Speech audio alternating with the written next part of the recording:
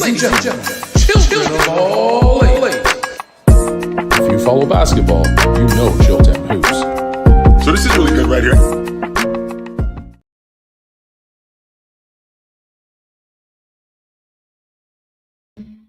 Yo, good evening, ladies and gentlemen, boys and girls all over the world. What's happening?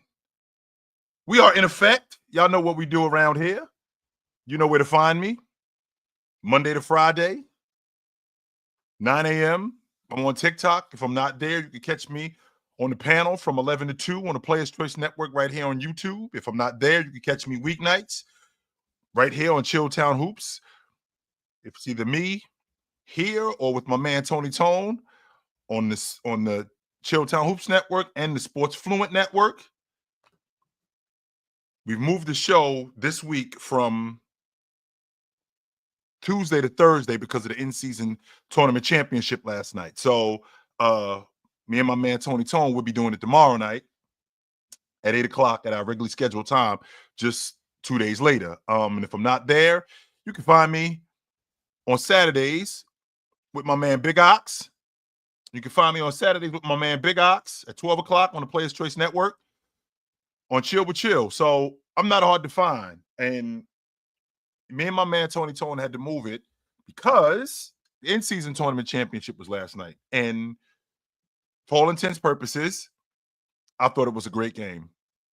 I thought it was a fantastic game. I thought that the Milwaukee Bucks took advantage of a deficiency that Oklahoma City has. Now, there's some people who, when you see a team that's good, you immediately think that they're there. I was one of those people who I still think that there's steps to take. And I don't think Oklahoma City is there yet.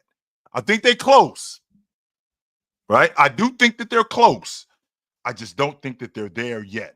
Even if they had Chet, right? Even if they had Chet, I still don't think that they were there yet, unfortunately. And the reason why I don't think they're there yet, I still think that there's some kinks that SGA needs to figure out. I think that there's some kinks that J-Dub needs to figure out that he doesn't have yet. I think his shot creation is really good, but I just think that he's got to mature a little bit more. I think they lack size. They got a bunch of guys on the crew. What up, Leaf? They got a bunch of guys on the crew that are small, and I think that Milwaukee took advantage of that yesterday. My game plan against Oklahoma City was to give a steady diet of Giannis because they had no answer for him. None whatsoever. What I saw yesterday, because my biggest gripe with Milwaukee was their perimeter defense and the fact that Damian Lillard will not compete at the level that it takes to win the NBA championship. But it looked yesterday, and I'm not going to go overboard, but it looked yesterday like they have some guys that may be able to protect him. I'm still not there yet with Milwaukee. I still think that they're fool's gold. I'm not there yet with them. I still think that they're fool's gold in the sense that they're winning the NBA championship, because in order to win the NBA championship, you have to.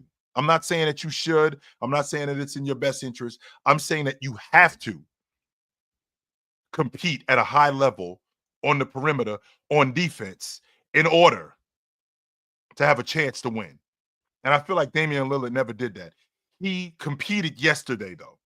The question is can he do that on a consistent basis? And can guys like Andre Jackson, AJ Green, can guys like that protect him consistently? Now, don't get me wrong. We live in a world where in basketball, you got to hold your own. You know, the term is called hiding them. The term is called hide. You know, teams hide other guys. I don't call it that. And I don't call it that off the strength that teams do a great job of scouting. And on top of that, we live in a world today in the NBA where teams do a great job in mismatch hunting. They don't do a good job in it. They do a great job in mismatch hunting where they make guys almost unplayable, where they make guys obsolete. What up, Haas? How you doing, brother? They make guys almost unplayable. So a guy like Damian Lillard, if you got guys like Andre Jackson, AJ Green, Taurean Prince, Gary Trent Jr., if you got guys like that to protect Damian Lillard, sure. I think you need better guys. I think you need better guys to protect him. What up, Breezy? You need better guys. And I feel like this is the time right now for Milwaukee to upgrade at the perimeter because you already seen it. You've already seen it. That's why I'm saying right now is the best time to upgrade that roster. And who better than to upgrade that roster with a team that's having a fire sale, which is the New Orleans Pelicans. Call them up and ask for Herb Jones. Now, they've already said that, and I understand this, they've already said that Herb Jones is off limits. Well, one of the things that I found out in life is once the door is open, there's really not much that's off limits. We can talk about it.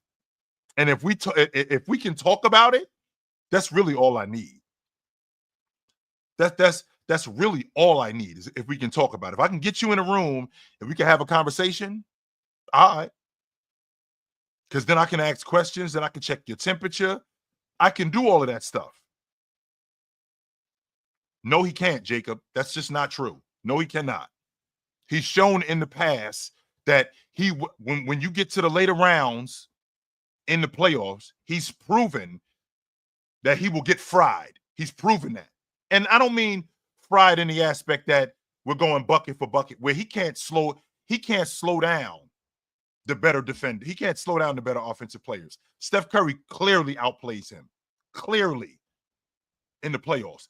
And that effort that we need to be there, it's just not there on a consistent basis. But that's where guys like Herb Jones come in.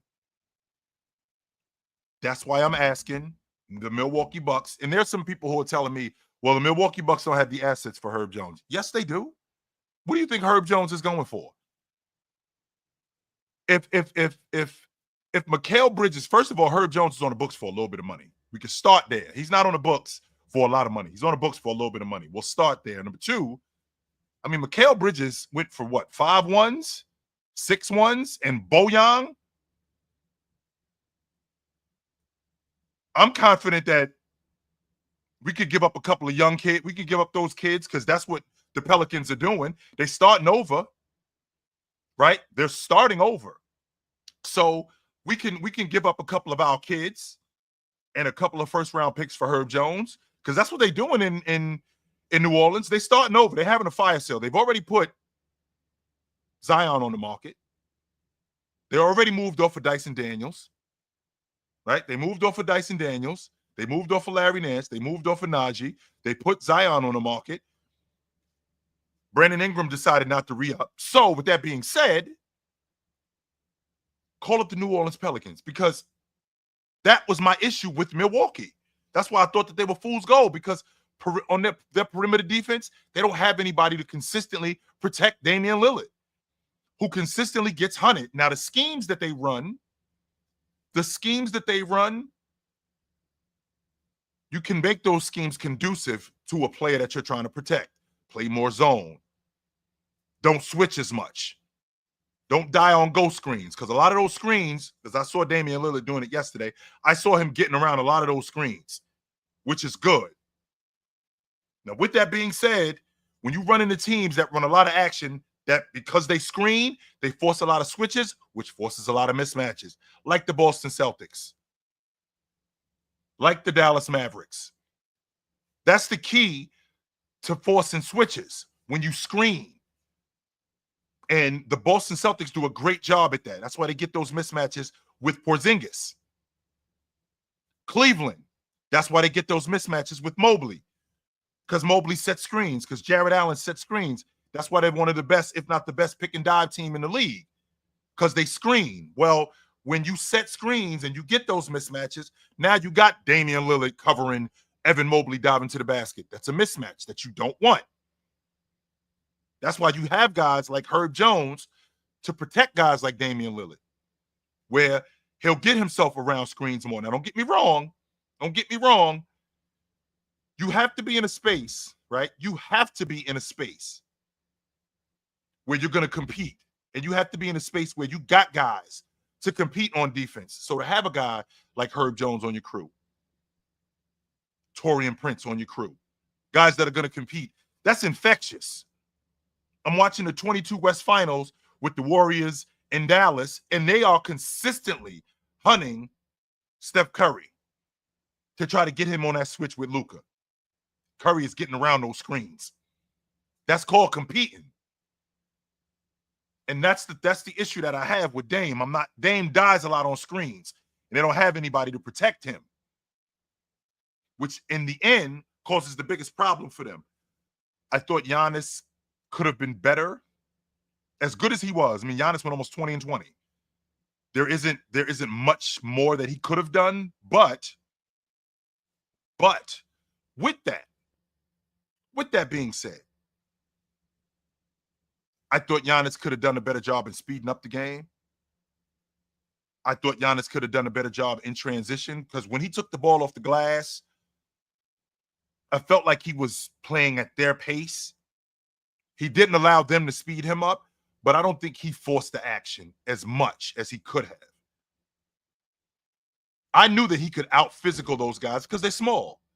And I knew that he would be the mismatch, because when you got guys like J-Dub on him and Lou Dort, no. Lou Dort can't cover Giannis. Alex Caruso can't cover Giannis. Now, what he can do is he can make it difficult on Giannis as much as he can, but in the end, it wasn't enough. That 26 Giannis had yesterday should have been 40, off the strength of him getting to the rim more, because they didn't have anybody that could slow him down like that. They did not have anybody that could slow him down like that. And because they didn't have anybody that could slow him down like that, I felt like he could have done more. But for what he did, and I don't want to discount what Giannis did. I mean, he went almost 20, he went almost 25 and 20 last night with 10 dimes. I have to, and I said this to the fellas earlier today, and I'm having a difficult time with it. This is the second time I've seen this from these guys, man. Which is what goes back to my original logic of them not being ready yet. Because last night, there were no other games. Right? Last night, there were no other games. None whatsoever. The in-season tournament championship was the only game on TV last night. Not the only game on TV last night. I take that back. That was the only game that was being played last night. The only game. And because it was the only game, the spotlight was on these guys. And for the Oklahoma City Thunder to shoot the way that they did last night, I'm not buying the logic that, sometimes you make shots, sometimes you don't. No. No way. No. Not on the stage that big. To lay an egg like that. And they got a lot of open looks. And I want to make sure that we're clear. I didn't think that Milwaukee's defense was fantastic. No, I thought that they did a good job. And Andre Jackson is a prime example. I thought he did a good job in getting around screens. I thought he did a good job in fighting over screens. And when he was able to make things difficult for Shai, I thought he did a good job at that. But J-Dub got a lot of open looks. Alex Caruso got a lot of open looks. Shai got a lot of open looks. Lou Dort got a lot of open looks. Wallace got a lot of open looks. Wiggins got a lot of open looks. And for those guys, just at the long ball line alone, because that's where we live today. We live in an NBA where you have to be able to shoot the long ball. You have to be able to do that. And with them laying an egg like that, I think they shot 17% at the long ball line last night on that bigger stage. I think that's a choke job. I do. I think that's a choke job. This is the same Oklahoma City team that's right outside the top 10 in threes made per game. I think they're at 12. I think they're at 12. They put up. I think they're right outside. They're right around average, if a little bit above average, in 3-point attempts.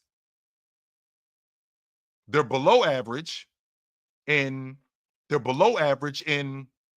percentage. To get on that big a stage and to shoot like that, that is unacceptable. That is unacceptable right there. I'm thinking about an Oklahoma City team who I already felt like they were a year away anyway. I didn't look at this team saying that this team could win the NBA championship this year. I didn't think that they were there yet.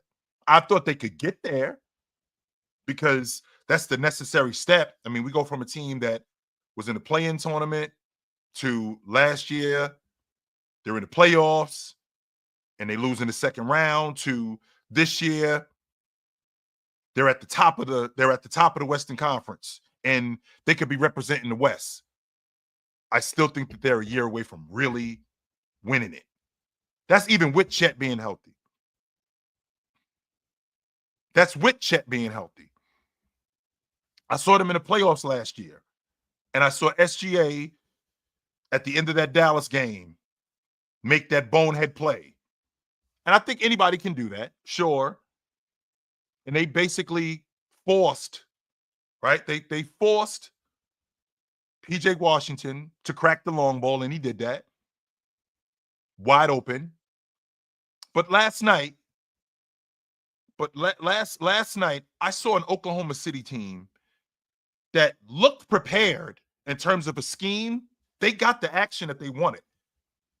I see a lot of flex cuts.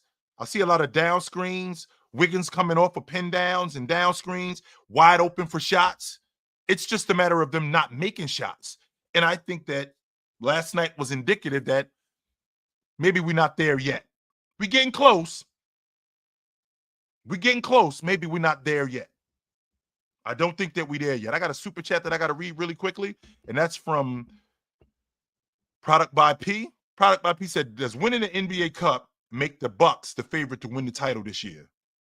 Not according to what I've seen in the past. I mean, the Lakers won a cup last year, and they got served in the first round of the playoffs. They got served. So, I mean, I don't think that winning the cup championship, which, by the way, I'm on board with. I want to make sure that I reiterate that. Winning a cup championship, I think that's one, great for ratings. I think that's good as a springboard to help your crew get better because you see the better competition, and having an in-season tournament, it could be a preview for what the finals may look like or what the playoffs may look like. We have a preview of that. However, I'm not going to go overboard and go, Oklahoma City sucks. No, they don't. No, they do not. No, they do not. But what I did see last night was I saw a team. I saw a team that I'm not sure that they're there yet, and they still have some work to do. And I saw a lot of I see a lot of not comments, but I see a lot of posts about SGA without him getting to the free throw line. He's nothing. That couldn't be further from the truth. SGA got a lot of open looks last night. SGA has that thing on a string. He doesn't make a lot of mistakes with the basketball. I'm not a fan of him being behind the long ball line as much as he is, because I don't really think that that's his game. That pull-up three, I think he's trying to add that to his game, but I don't really think that that's much of his game. And I don't want that to be too much of his game because it takes away, one, his mid-range, and two, it takes away his downhill game. And the reason why I say it takes away his downhill game is because he gets wrapped up in the long ball.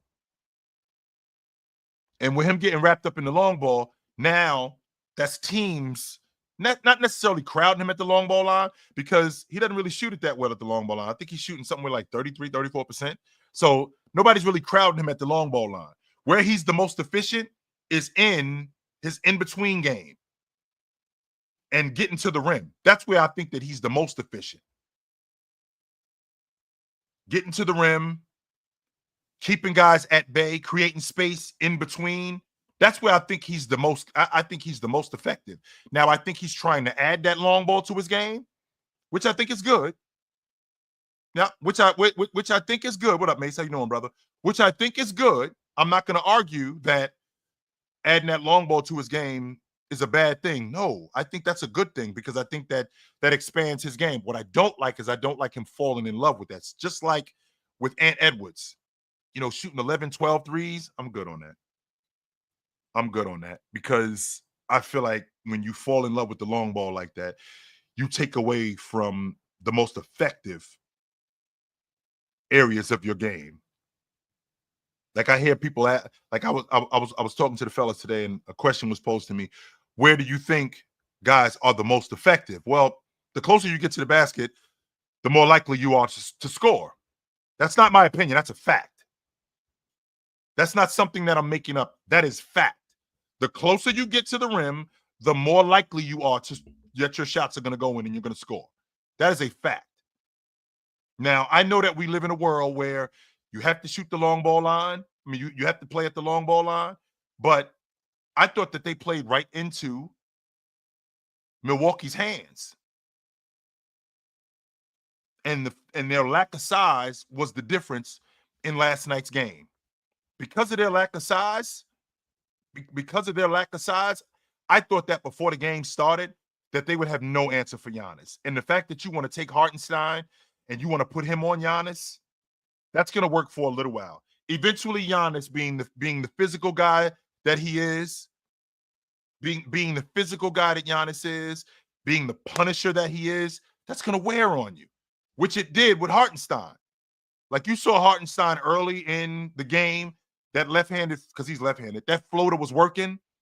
Well, as Giannis started to pound on him and started to wear on him, that floater wasn't working as much in the third quarter. That floater was short, and that's because of legs. And why? Because I'm trying to hold Giannis up. Man, because I'm trying to hold Giannis up, that's wearing on me.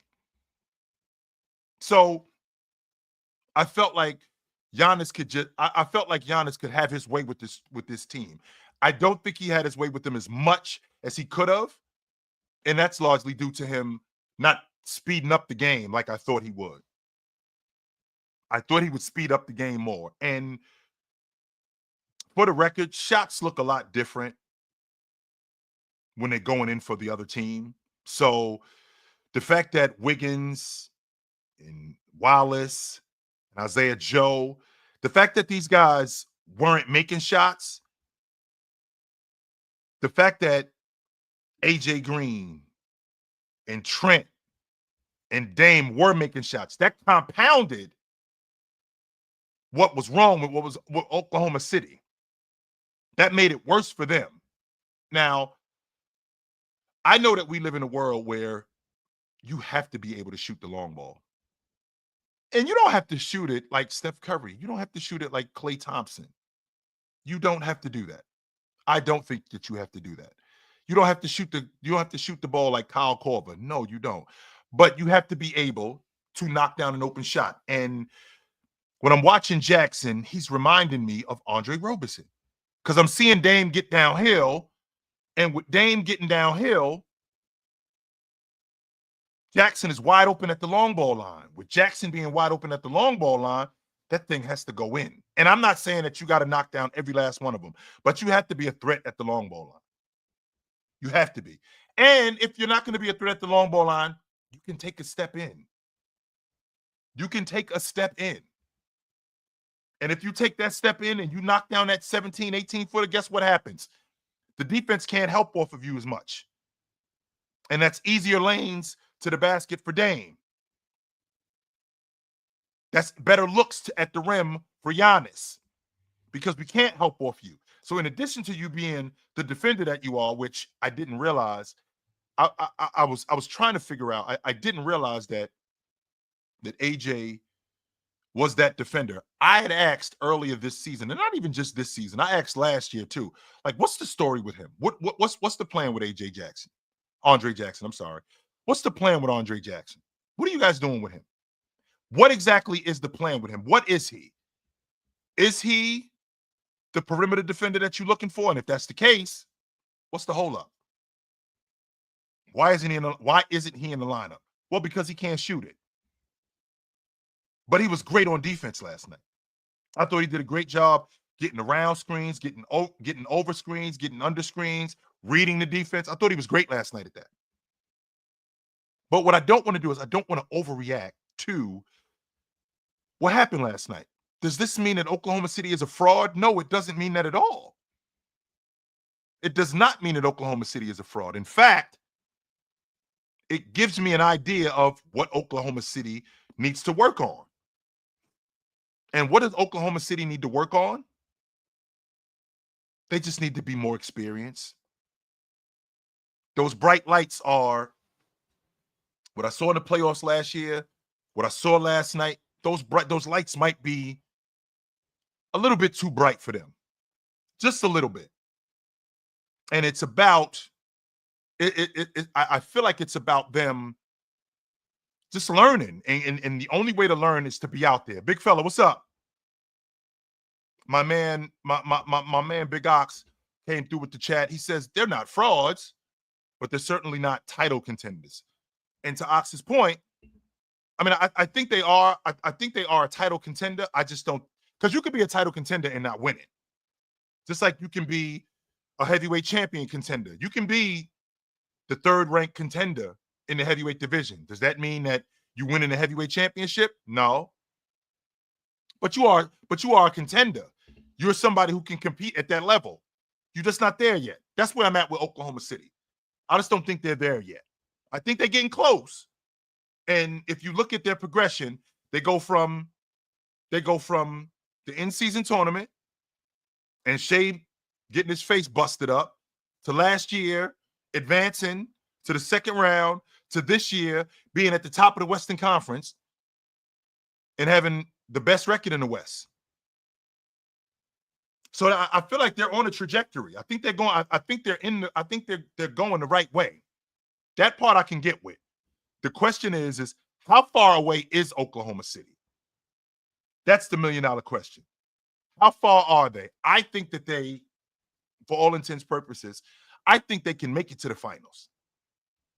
With Chet in the lineup, I think they can make it to the finals. I still think that they're a year away from winning it, though.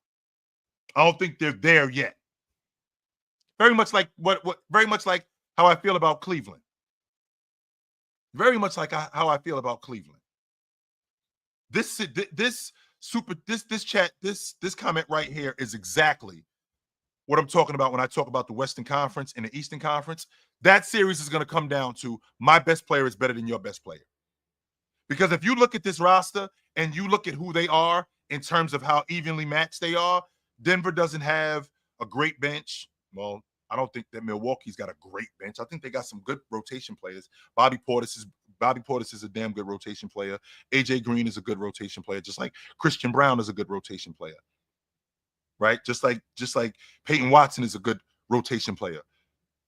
But ultimately, we're going to have a nip and tuck game, and that game is going to come down to, in the end, that game is going to come down to my best player is better than your best player. And I think Joker outplays Giannis. He's going to get to the stripe. He's going to score the basketball. That's why I think that they beat them. Not because Denver's playing in the Western Conference and they play in a tougher conference. I'm not trying to hear that. No, because I don't think that there's that big of a gap between both Denver and Oklahoma and Milwaukee. I don't think that there's a huge gap between those guys. Not at all. I think that they're pretty. I think that they're pretty even. And if I'm going to give the edge to one team, I'm going to give that edge to Denver off the strength that I think that it's going to come down to my best player is better than your best player. And I think that Joker outplays Giannis in the end. I'm not sure if Giannis wants to go to the stripe when we get into a nip and tuck game. I think Joker does. I don't think that Giannis wants to. I don't think Giannis can consistently play bully ball when we get into a nip and tuck game with Aaron Gordon, because that's going to mean going to the stripe.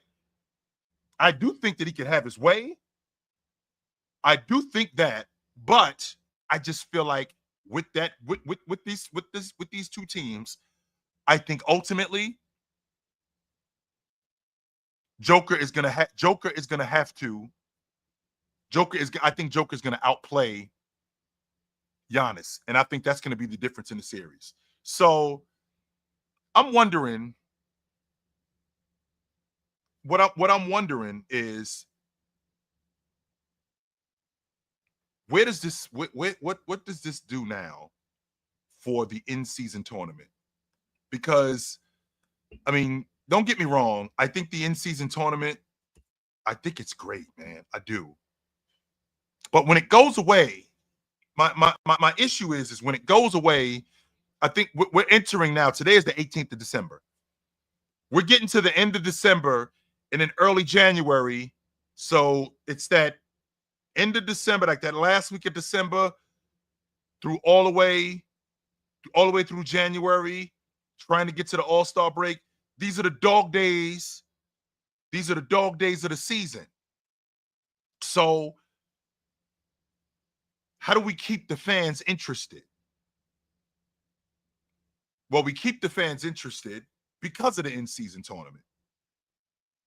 We keep them. So when we see Milwaukee and Atlanta in the in-season tournament,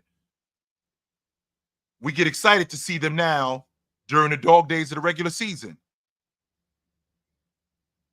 Oklahoma City still has to play Milwaukee 2 more times. That in-season tournament, that was just the championship game. Excuse me. They still got to play each other 2 more times after this. Oklahoma City's got to come to Milwaukee, and Milwaukee's got to go to Oklahoma City. So they still got to see each other again. And I feel like with the in-season tournament, this has created something.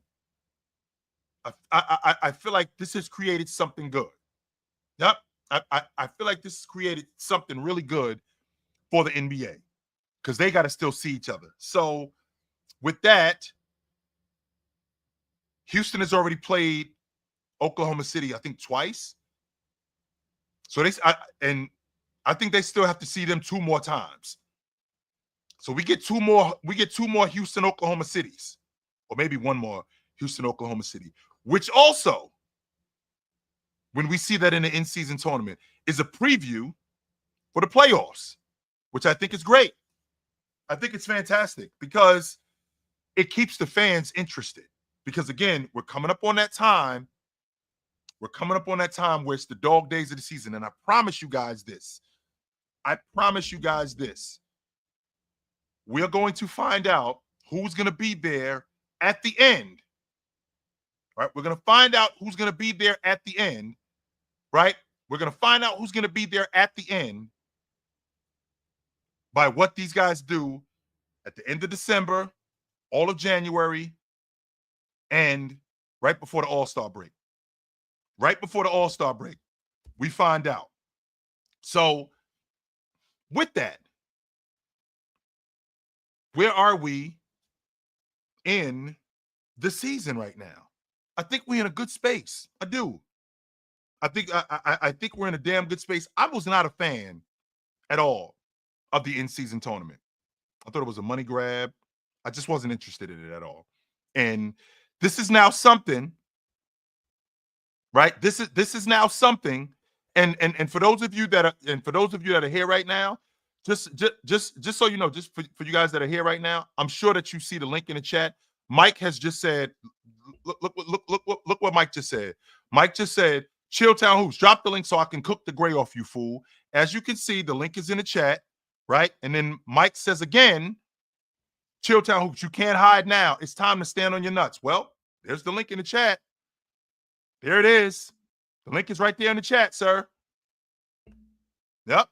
There's the link in the chat. It's right there. But anyway, as I was saying, I think we're in a space. I think we're in a space with the in-season tournament that it brings more buzz to the regular season. And I feel like it brings more buzz to the regular season, right? I feel like it brings more buzz to the regular season, and it makes divisional games a bigger deal. I think it makes conference.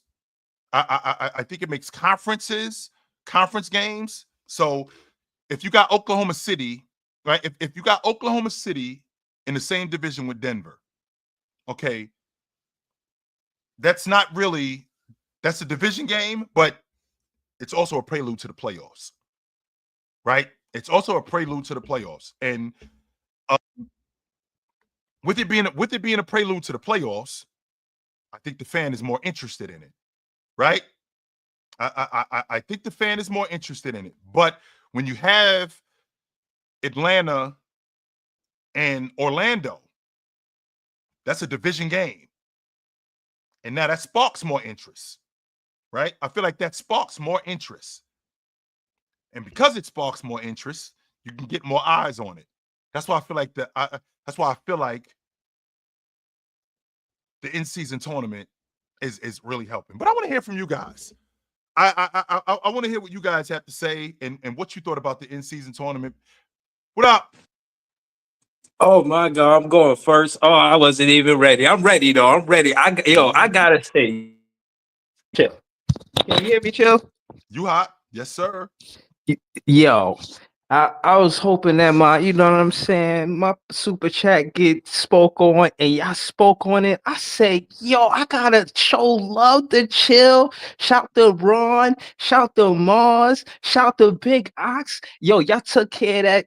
Y'all took care of that super chat like mac and cheese next to yams. You know what I'm saying? So I just wanted to say I appreciate that. Subscribe to Player's Choice, subscribe to Chill Town Hoops. And I went and did my due diligence because you said come up off of one of those picks. So I said, let me go and see what kind of picks they got. OKC 2025 got 1 through 6 Philly protected. What? On, Miami Heat 1 through 14. What? Utah Jazz 2025 1 through 10 protected. Give me one of those. Come on, man. Give me one of those, man. You can hand over one of those. You can. Chill. Let's just discuss it real quick. Chill. All right, hold on. I would trade them, not me, but hopefully the Brooklyn Nets would trade Cam Johnson, and I would say, and this is debatable because I don't watch college basketball, because I don't really know about Topic, but I know he's coming off an ACL injury, and I know it's serious, right? So I'm saying that one of those 3 picks, the Philly pick 1 through 6 protected, the Utah pick 1 through 10 protected, or the Miami Heat 1 through 14 protected, is more valuable than getting Topic back. So if we could give up Cam Johnson and get one of those picks, I would do it. Talk to me, Chill. How you feel about that? Talk to me. If you take one of those picks, if you took one of those picks, you think it's more valuable than Topic. First of all, I think Topic, I don't know what he is. That's number one.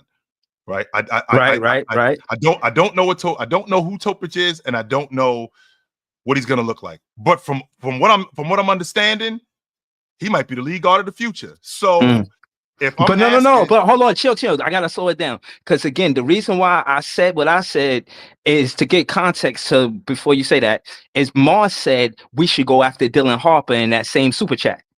So how important is Topic to the Brooklyn Nets if we get one of those draft picks for Cam Johnson and we going after Dylan Harper anyway? I'm good on, to be honest with you, Breezy, I'm good on Dylan Harper. I want to go with the Euro. Yeah, I want to go with the Euro because from what I've seen, whether it's in footage and the scouting report on him, this dude is a star. Okay. This dude is a star, and he's somebody that I could build my unit around. So if that's true, I mean, don't get me wrong, Dylan Harper could be something special. And just like Dylan Harper could be something, special, this kid Topic could be something special too. But I think that if I had to choose between the two of them, I think I'm going with Topic. All right, so not to be league guard, I'm going with not to be long-winded. What if let's say they were listening to this podcast and they say, you know what, we're going to side with Chill, and they went with Topic. Do you think that makes room for Ace Bailey to get in that first pick? I mean, one of that top picks, instead of getting Dylan Harper with that pick, we get Ace Bailey and have Topic and Ace Bailey next to Cam Thomas. Like, what are we talking about? I don't hate that. If you could pry Topic away from Oklahoma City and have another top 5 pick, yikes! Wow, I would love that. Yes, sir. All right. I would love that. I would absolutely love that. So Good to talk to you, Breezy. You know where to Thank find you. me Thank at, you, brother. Chill. No, I appreciate Absolutely. No doubt. What up, Sneed? What up, Chill? What's up, brother? Can you hear me okay? You hot? All right, bro. So I want to talk a little bit about the in-season tournament and the whole Emirates Cup. I actually think this year was a success, and I'm going to tell you why. The outcome of the cup is what was really good. The Bucks have been one of the worst teams for like the first dozen or so games. They were garbage. They were trash. We talked about it. Garbage. Remember, I questioned whether or not they had an identity, and at the time they did not. But they do now.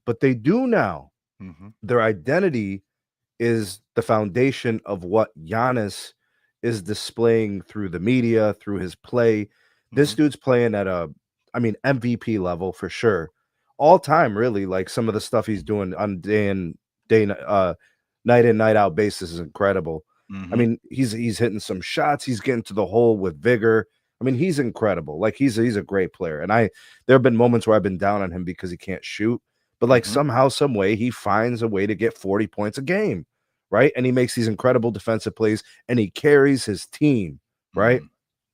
So the Bucks win the tournament, and then he sets the tone by saying, "It's nice, we'll enjoy it tonight, but we got the Cavs on Friday." He's creating culture. The Bucks have turned the first start of the year, the beginning part of the year, this awful start, to now this, right? They put together some good momentum. They've turned their season around. And that's a team that doesn't really get much, notoriety amongst the big media. They don't get coverage, right? Sure. Think about it, Joe. We're always talking about LeBron and the shitty Lakers. Like 90% of the time, it's about those bums. JJ Redick can't coach. That team can't play defense. Right. And it's always about how LeBron's getting numbers, but they're losing. Who cares? That stuff doesn't even mean anything. I'm on record, Sneed. I'm on record saying that if Giannis was from Chicago, he'd be the face of the league. I agree. If Giannis was from New York, he'd be the face of the league. But the fact that he's from Europe, which I agree, which because he's from Europe, I feel like they should be enforcing that a little bit more, but they're not, off the strength that it's Europe. And I think that audience is not who they're trying to attract, when in reality, that's who they should be trying to attract. But he also doesn't speak the talk, right? He's humble. Yeah. He's quiet. And I don't want to say he stumbles over his words, but he's not the definitive spokesperson of the NBA. That person's always been more the representative of the urban NBA. He's not that. You see what I'm saying? Even though he is from Chicago, even though he is from Brooklyn, it's just in Greece. Right. It's just in Athens. He's from there. But nobody he's from that same type of background. But nobody knows that story though. But I appreciate Giannis staying focused. I mean, just so we clear, Sneed, that game Friday against Cleveland, it's a division game. Yes, sir. So would it be in a division game? And they already beat us twice. Twice. Year. Yep. They already beat us twice. Once with Giannis, once without. Right. So this is something. Now, a lot of people, they disregard the regular season. I saw Phoenix beat Minnesota last year 3 times in the regular season. Minnesota mopped them in the playoffs. I mean, because matchups are everything. I think the scheme changed. However, there is a confidence that you have when you're dealing with regular season teams. And I think that Cleveland is going to look at Milwaukee different this Friday. They just came off of winning the in-season tournament. They got a lot of momentum. I think they won 8 of their last 10. Yeah. Yep. I think they won 8 of their last 10 games. So I'm looking forward to it. I'm definitely gonna tune into that game. They're as full powered as they've been, and they've got momentum on their side. The system is in place. Dame's hitting shots. You got Portis hitting shots. You got Lopez hitting shots. They're playing defense. They're getting stops. They held the Thunder to 81 yesterday. Yes, they did. Okay, so they're playing defense, and Giannis, of course, their anchors that defense. But chill, I'm telling, nobody would know what the Bucks have been doing if they didn't see those cup games, right? So actually, the cup and the games themselves, it's not really about fans directly.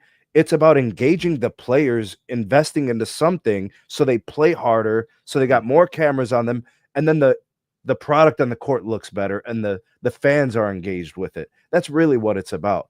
Chill. Fair I mean, you know better than me. You know, I hear you guys on Players Choice. I hear you do it on your channel all the time.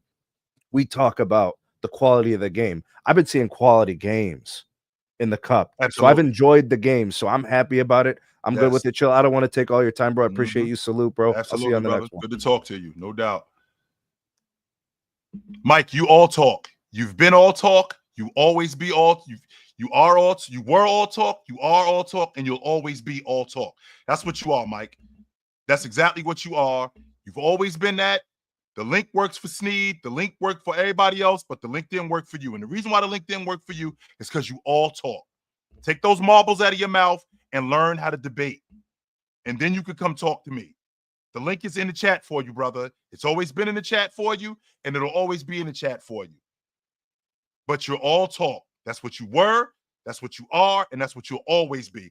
And the people in the chat, not just here, but in other places, they see that you're a fraud too. They know that you're a fraud.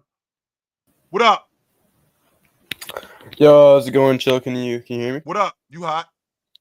All right, so I was just wondering your take on. I mean, I had a couple questions. The OKC, that's my team, and I was just wondering, like, do you think they have like a good chance with Chet in the playoffs against the Denver team, like in a 7-game series? I think they can win the Western Conference. I think they can win the Western Conference with Chet. I think that they are taking steps, but I still think that they're a year away from winning the NBA championship. I don't think they're there yet. A year? You think? Mhm. I mean, I I'm think that they're a thinking. year away. Yeah, I mean, I think like in the next 2 years or so, we're gonna see for sure. And I mean, it's all about Chet staying healthy, in my opinion. But yeah, and then my other question was, Mhm. what kind of perimeter defense, like defenders, like you would like to see on the Bucks moving forward? Because I know it's all about the perimeter defense with them. You're saying that. So what kind of like perimeter defensive players do you think would I'm be good just on looking that for team? somebody to protect Dame more. Now, if I've always felt like, I've always felt like, and I've seen this in gangs a lot. You know, you walk taller when you're walking with somebody that's of that stature. So if Dame was alongside Herb Jones or somebody like that, you'd see Dame competing a little bit more on defense because that energy resonates. Yeah. You'd see him with Giannis competing more. And I think a guy like Herb Jones, who I think it's feasible for the Milwaukee Bucks to get him. I don't think that that's something that's unrealistic. I think that's feasible for them to do that. With that being said, I think what they have now and what I saw yesterday, if that's a prelude to how they can defend, I think that they'll be competitive. But I think that's the thing that's holding them back. That's holding them back, and I'm still not sure about Giannis when we get in the meat and potatoes of games. And I'm worried about his health. Over the last 2 years, I've seen him break down at the end of the season, and I'm worried about that. Yeah, I mean, I feel like, dude, if they get their perimeter defense together, they're like right there at the top. Yes. So I feel you there. I appreciate the time, man. I love the All right, channel. brother. So Good to talk yeah, to you. have a good one. Yep. What up? Yo, what up, Joe? What up, brother? What up? What up? Yeah, the in-season tournament was great, and like the guy over here earlier said, it pretty much changed the whole Bucks season and turned their whole season around. Mm-hmm. But my only thing is just in regards to the championship game. I mean, because it didn't count, I didn't take much from that game I because, don't like the fact that it didn't count, Classic. and I hate that, Chill. Why are they disregarding that? I don't get Right. that. Why are you guys taking that off the table? Is it because that one game is 83 games instead of 82 games? I mean, is that the problem? Because with Yeah, the I rest think of the that games, if the team won it, they would have like an 83 game schedule instead of 82. But they mm, still got to reward the team for winning the in-season cup besides just the money. And that's why I had sent that super chat early in the show today because I was right, like, if you're for OKC, if you're shooting bad from three, why would you be motivated to play defense in a game that's not going to affect your record? And I mean, maybe I was thinking wrong in thinking that, but I don't think they would right, try hard if you're already not shooting well from three.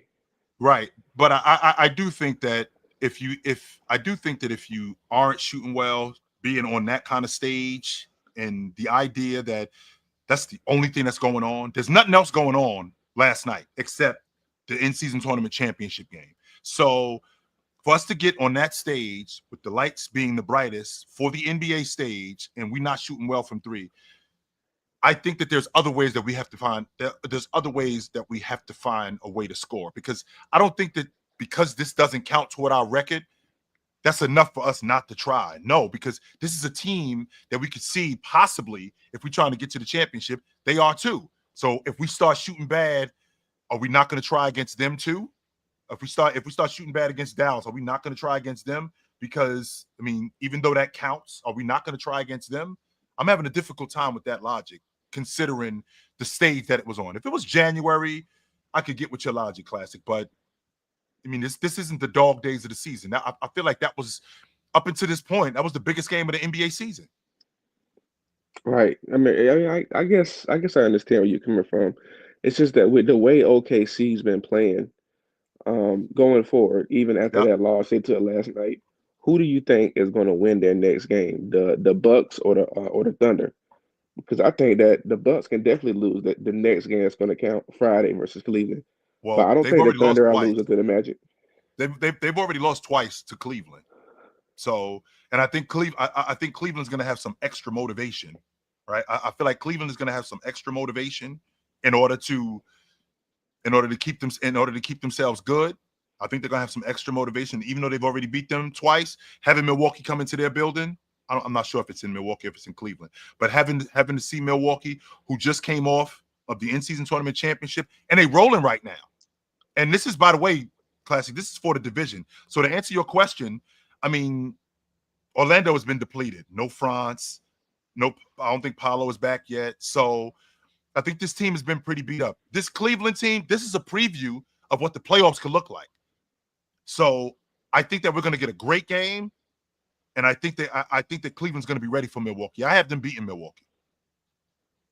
Okay, I don't think Milwaukee's going to beat Cleveland. Yep. And then just one last thing in regards to I know earlier I think you and Ox were saying that the Bucks didn't play good defense, that the Thunder was just missing shots. But I actually think that is good defense, because it's been a lot of teams shooting bad this year. Mm-hmm. The Bulls, who was it? The Bulls and the Hornets missed like 75 threes. Yes. If a team is still going to shoot, before you go any further, Classic, I just want to make. I don't want you to get Ox what he said wrong. So I want Ox to make sure that what you said was correct, because I don't want Ox's words to get misconstrued, because I got the big fella right here. Okay, what's up, Chill? What's up, Classic? I just want to make sure that we, because you know me, Ox, I don't like putting words in nobody's mouth, right? So let's make sure we get it correct. I mean, Ox.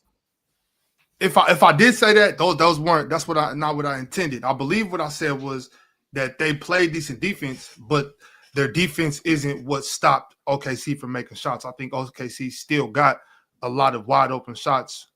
But like I said, I think Jackson and Green, even Dame was competing, but specifically Jackson, Green, and Gary Trent, I think they played really good defense. But absolutely, I don't think that their defense was the reason they missed a lot of shots, or the reason that their 3-point percentage was so bad last night. I think they just missed a lot of open looks. Fair enough. Yeah, my thing is that, though, when somebody is shooting bad, and y'all play basketball, I didn't, but I know, like, when I used to play pick up the stuff, when a guy was missing shots and every time he shoot it, y'all would say he with us. We would say he with us. Mm-hmm. So when you got teams like that are just shooting bad from three, and they're going to keep shooting bad and they're going to keep shooting threes, why would you change? Like, why would you even try to guard that? I would continue to play drop coverage to influence them to take more threes, because they're going to keep shooting it. Sure. And what I don't want you to get going. Okay, I don't want that. It only takes, from when you have scorers and when you got shooters, it only takes one shot for a guy. I mean, when we was in Indiana, Ox knows how I feel about this. When I just need to see one of them go in. Once I see one of them go in, okay, I can get going. The last thing that you want is for a team to get going. So, I mean, I do want to play you the same way, because I don't want that water to get running. Hell no, I don't want that water to get running, because once it gets running, it's pretty difficult to turn it off. So I don't want that. No, I do not want that, sir. But good to talk to you, Classic. You know where to find me at, brother. Absolutely. All right, man. You guys have a good one. Big fella, what's up? What's up, Chill? What up with you? Chilling. I got a couple minutes. I wanted to hurry up and jump on, because I wanted to just get a little clarification on what you and Classic were just talking about, and Mm-hmm. kind of give a little pushback too, because I hate the idea that game not counting on the record or in the stat sheets would make OKC play different. And if that's the case, then I don't see that, because I've said before that I think OKC is just a season or two away. But if their thought process is, oh, this isn't going to count on our record, the stats don't count, then I don't think that's not a championship mindset. They're even further away. Mm-hmm. Right. And so I want to kind of get with you on that. Like, why do y'all think that it matters so much if the game doesn't count in the stat sheets or not? Well, first of all, I don't like the fact that the game doesn't count, but I don't think that matters.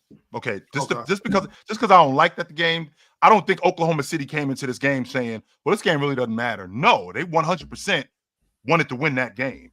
They didn't come into this game with the attitude that, yo, this game, this is just a regular season game. This doesn't count toward our record. No, this is on the biggest stage, and on top of this being on the biggest stage, this can be a prelude to what the finals may be. We might see Milwaukee in the finals. We might see Oklahoma City in the finals. So if that's true, why the hell would I want to go up against a team like Milwaukee and just half-ass it?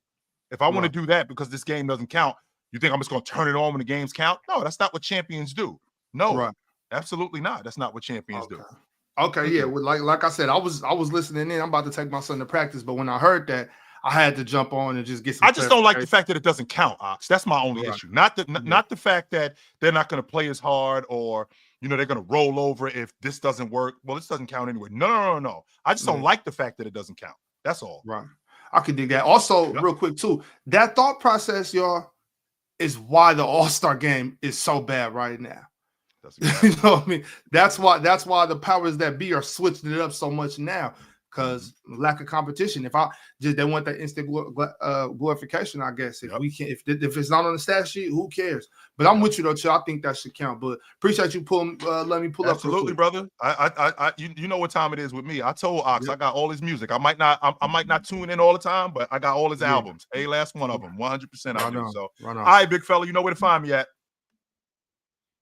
So I'm not a fan of the games not counting, but that doesn't mean that I think that they're going to roll over because the game doesn't count. No, that in-season tournament, I mean, it is for the championship. It's for the cup.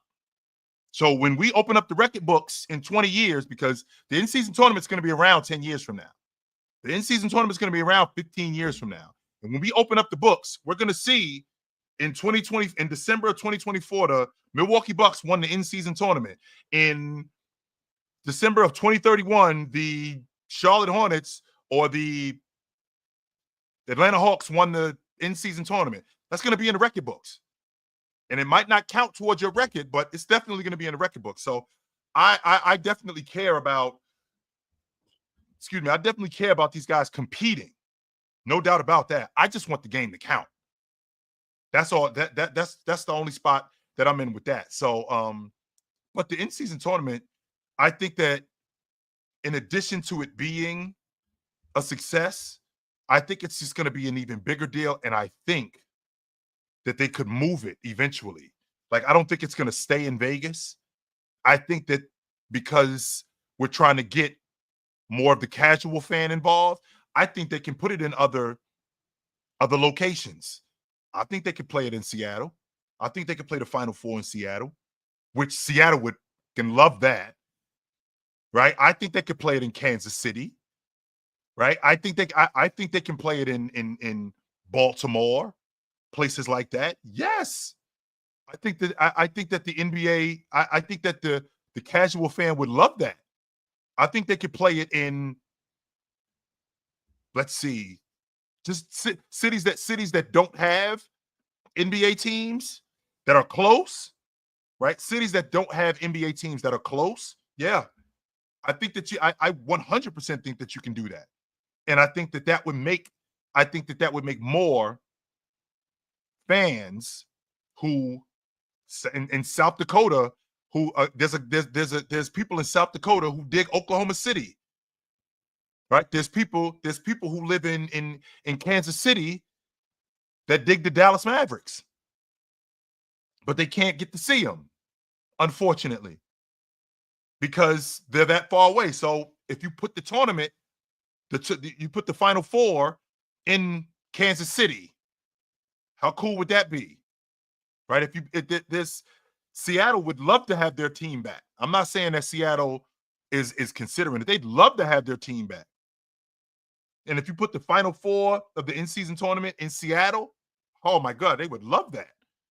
Because that's a basketball city. 100% it is. So, yes, it's about that time for me, guys. It was good to see you tonight. You know where to find me. I am not hard to find. I will see you guys soon. But until then, put on a suit, drink water, don't drink and drive. Hey, man, call your mother. When last time you talked to your mother? Call your mother. I will talk to you guys soon. But until then, take it light. Take it. Absolutely, man. It was good to see you guys. Ladies and gentlemen, children of all ages. If you follow basketball, you know Chilton Hoops. So this is really good right here.